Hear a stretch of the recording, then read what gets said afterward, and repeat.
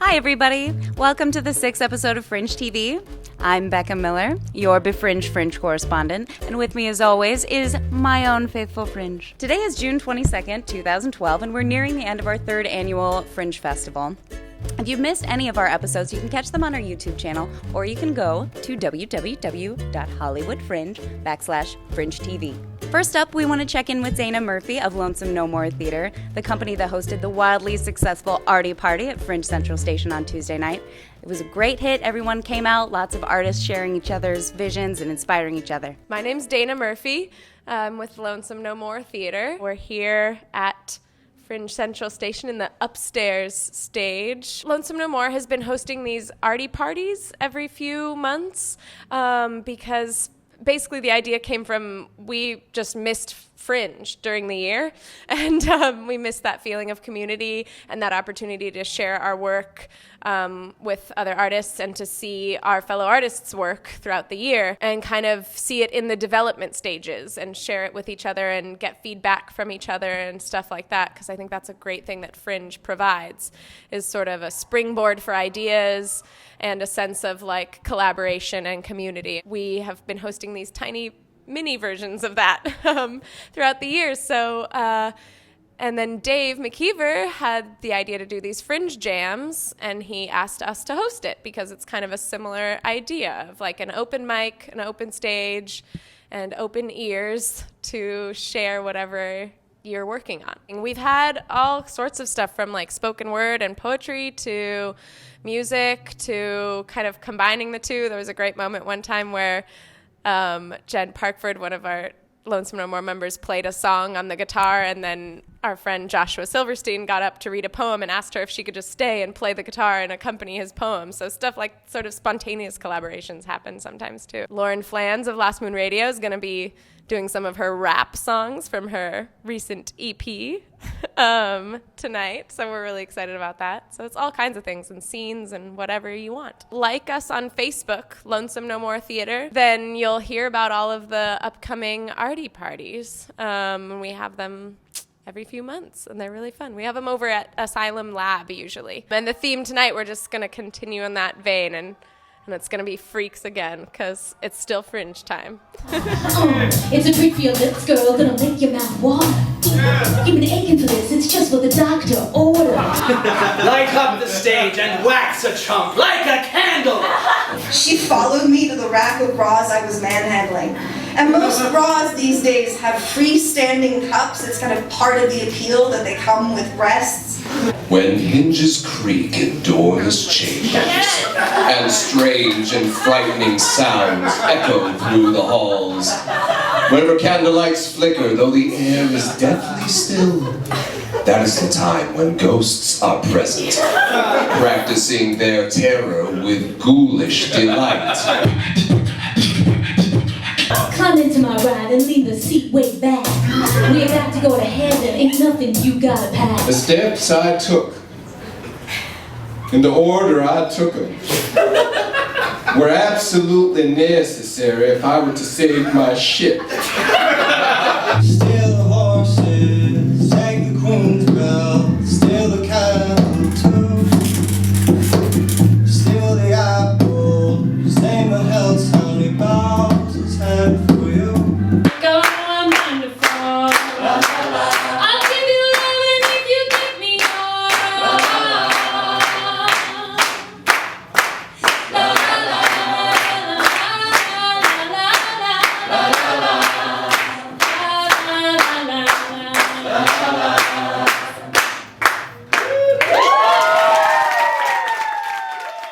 Next, we want to check in with a Fringe MVP, Monica Martin. Hi, my name's Monica Martin.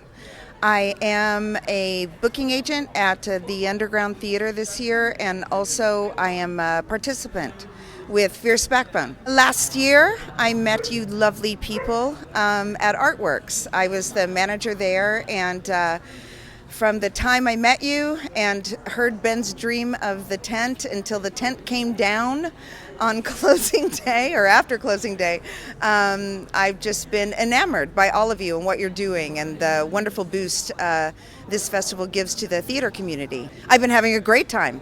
I've been seeing a lot more shows, and there's so many to see always. There's not enough time, but I've been seeing a great amount of shows and just enjoying being around the community. I've ran into people yet again that I haven't seen in years that are still working in theaters, so it's great. It's just a great community feeling and lots of talent and creativity happening.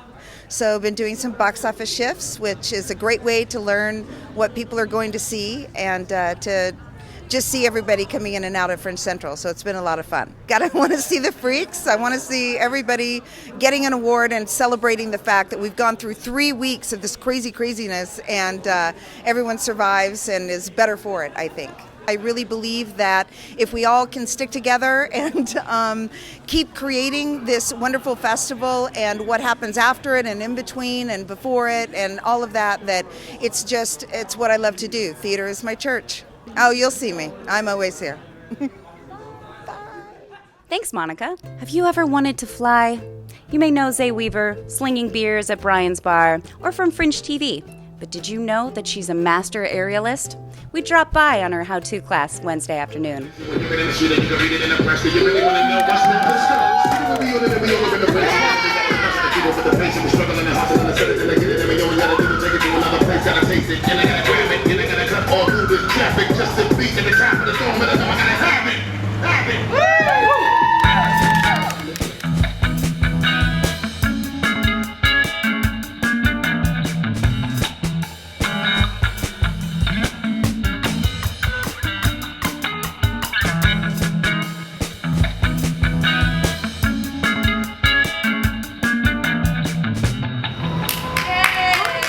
Great job, everybody. I love to see people getting out there and trying new things.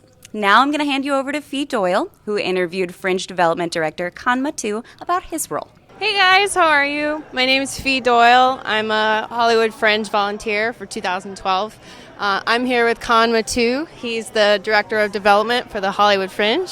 Kan, what do you do as the Director of Development for Fringe? My main focus has been trying to raise money, raise government attention for the Fringe, try to work out any kind of issues that we may have with government entities, and then the major time is trying to find grants, trying to find corporate sponsors. We've been coming out of one of the worst recessions in the history of the United States, so it's not been the best time to be starting up a non-profit, but... an arts non-profit. Correct, yeah, exactly. But I think after our third years, after we can show what we've accomplished here, bringing out, hopefully more than 25,000 people to see shows, that corporate sponsors will see, hey, this is a great bunch of people that we can market towards. At that point, we can really bring the Fringe to even a higher level than where we've brought it up until now. Like this year, we have 4 different venues, and maybe next year we have 5, or we maintain this space and make it even better down the line, or we can pay our staff. Yeah, that's great. That's good. That might make them happy. It is a labor of love, and the other thing I do is I set up the Kickstarter campaign, which we made the last 2 years, and I think we'll be doing a fundraiser between this Fringe and next Fringe. You guys are doing a lot of really interesting stuff in terms of making Fringe sustainable and working towards sustainability. Can you talk a little bit about that? Yeah, absolutely. One of the first things that we talked about, Ben, me, and Dave, trying to get away from a lot of waste. The guides that we print is not necessarily the first thing we want people to use. We would rather them use the website. First of all, you're not killing trees. And all those guides can be recycled, but do we need to really do that? Hopefully next year we'll also have an app, so we won't necessarily need the Esme guide. Like a ticketing app? Maybe a ticketing app, but something to at least that you can walk around with your phone. Nowadays, everyone has a smartphone. We're composting this year. We are working with Crown Disposal. Right. to try to divert over 50% of our waste from the landfills into recycling and composting. And then we also have repurposed cups, which is I believe... Aren't they made of corn? Right? They are made of corn. And I believe you can eat the cups, but I've been told you probably don't want to. We had a zero waste day on the opening night party, both weekend nights of the Fringe. It's one way that we're just trying to give back to not just the community, but, you know, the earth, I guess. Well, thank you very much. Very informative, and you can catch Con around the festival, picking up cups and stuff. It's true. Thanks, Con. You know, here at the Fringe, we do a lot of work to bring arts to the community, but we're also very concerned with keeping Fringe as green as possible. Now I'd like to share with you some clips from the first ever Fringe Prom. On Wednesday night, Fringers put on their platforms and fluffed their fros for a disco-themed prom where they boogied the night away. We even crowned a king and queen.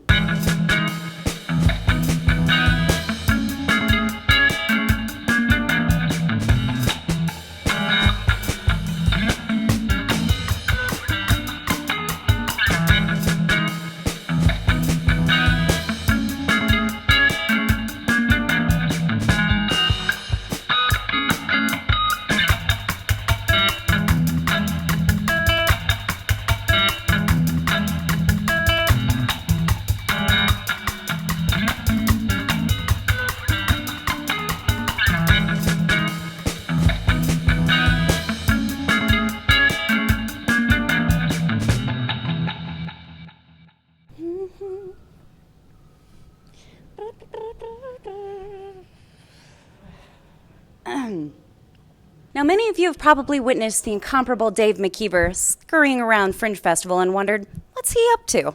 Let's find out. I'm Dave. I'm the producing director of the Hollywood Fringe. Well, I oversee all the production aspects of things, in addition to a bunch of other stuff. I do a lot of graphic design work for the festival. I lay out the whole guide, book all the spaces, contracting with the spaces to rent the venues, and then I do all the programming in the venues for the most part. I do a lot of different things. I am the bag man. Well, I guess it's about 6 or 7 years now since we first hatched this whole crazy plan. Adrenaline helps a lot.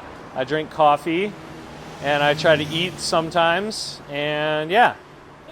So what's your favorite thing about the Fringe? Beer!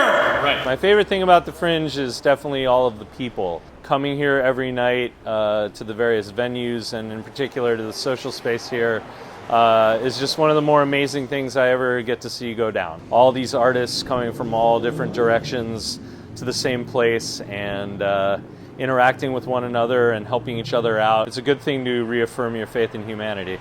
Oh, it's a friend's birthday party tonight, so I am decked out in my finest regalia. My pleasure. I love all of you. Bye! Dave McKeever. What a sexy, sexy man. Next up, it's time for a word with the festival director. Applause!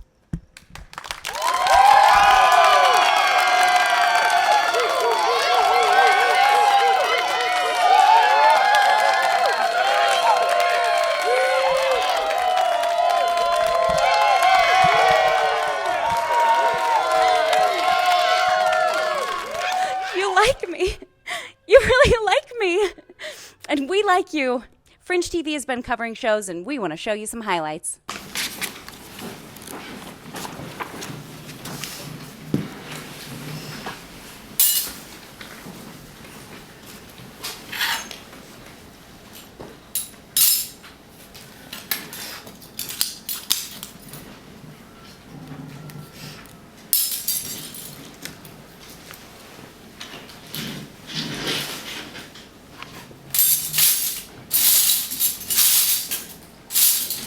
How are you doing? I don't know.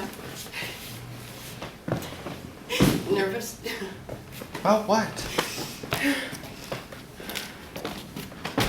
Sandra? I get nerves.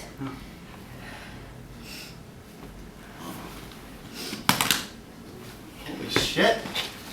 Look at this place. What about it? It's a goddamn museum. I mean, that was a compliment.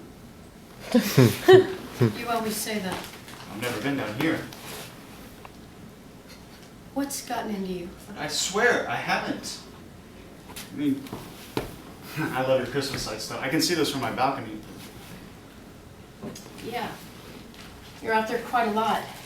I see you with your cigarettes. Writer's block.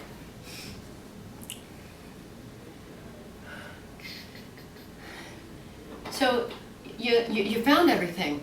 All right? What do you mean? What's in the bag? Because I prefer the proven hard facts. Look, I'm afraid I have little time for, well, spook stories really, aren't they? It's mumbo jumbo. But coincidences are littered throughout history. Can you honestly tell me it is not a coincidence that Adolf Hitler was born on the holiest day of the Jewish calendar? Oh, no, as far as I'm aware, the Jewish have many holy days, don't they? Point taken. But is it not a coincidence that the Ukrainian for Chernobyl is wormwood? And more to the point, that in the Bible, Revelations chapter 8, verse 11, we are told that the name of the star is wormwood. Indeed, to quote said text, "A third of the waters turned bitter, and many people died from the waters that had become bitter." I'm sorry, I'm not quite sure where you're going. In 1906, there were 6 babies born on board the German ship Großer Kurfürst, sailing from Bremen to New York. 1 in first class, twins in second class, and triplets in third class. That doesn't mean a thing. Sue Hamilton, an American, was working alone in her office in July 1992 when the fax machine broke down. Unable to fix it, she decided to call her colleague, Jason Pegler, who had set off home a little earlier. Finding his home number pinned up on a notice board, she rang him and began to explain the problem. But Jason quickly stopped her. "I'm not at home," he explained. "I just happened to be walking past this phone box and it rang and I answered it." The number she had found on the notice board was not Jason's home number at all. It was his employee number, which was the same as the number of the phone box he was walking past at that time. Explain that to me. I defy it. Coincidences are everywhere. Right.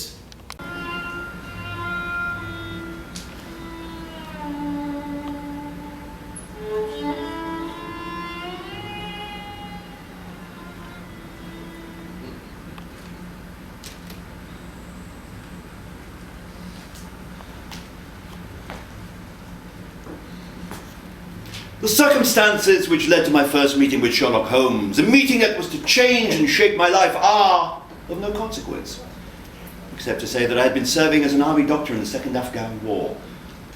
We shall not skirt around your gallant contribution to that disastrous war. My part in it was insignificant. Appointed an assistant surgeon to the 5th Northumberland Fusiliers, he arrived in Bombay to find the Second Afghan War had broken out. Made his way through the passes, deep into enemy country. Reached Kandahar by a miracle. There you took up your duties and were dispatched to join the Berkshires just in time for the fatal Battle of Maiwand. And there you were struck in the shoulder by a Jezal bullet, which shattered the bone and grazed the subclavian artery. You would have fallen into the hands of the murderers' Garces, was it not for the courage and devotion shown by your orderly. What was his name? Murray. Murray, yes. Who threw you across a pack horse and brought you safely to the British lines. It is recorded. I have recorded it. And that phrase you used in your accounts to describe the London you found on your return. The phrase? Well, don't you remember? That great cesspool into which all the idlers and loungers of the empire are irresistibly drained. I said that? Oh, yes. And since I've never known you to make a dishonest observation in your life, it was the truth.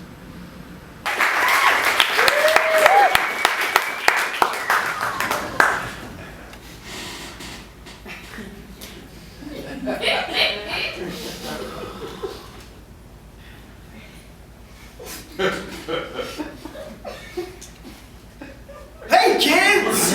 What's the hour? Uncle Joe! What's the... Come on! What? Did you prep them? They're not psychic kids. They're psychic, they're not psychic kids. Sorry. I'm sorry. Please go prep these readings. Yes, I can. Sorry, kids, it is Tuesday after all. It's Thursday, actually.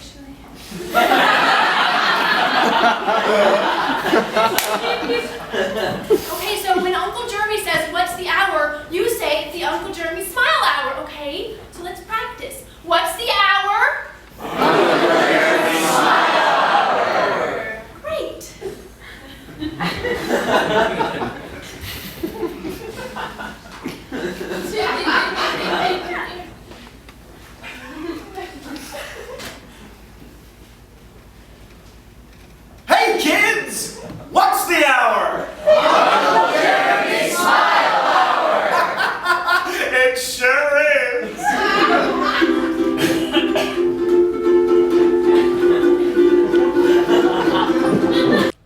balls. Well, my time here is almost done, but before I'd go, I'd like to answer some of your questions about the Fringe Award Ceremony. If you've bought tickets to or reviewed multiple shows on the Fringe website, a ballot will be emailed to you this weekend, and you'll be able to vote for your favorite show in every category. Awesome! Thanks for watching, everyone. I'm Becca Miller, your Befringe Fringe correspondent, and this has been episode 6 of Fringe TV. The next episode will be up June 24th, the closing day of the Fringe. If you need more information, go to our website at www.hollywoodfringe.org and hurry up about it!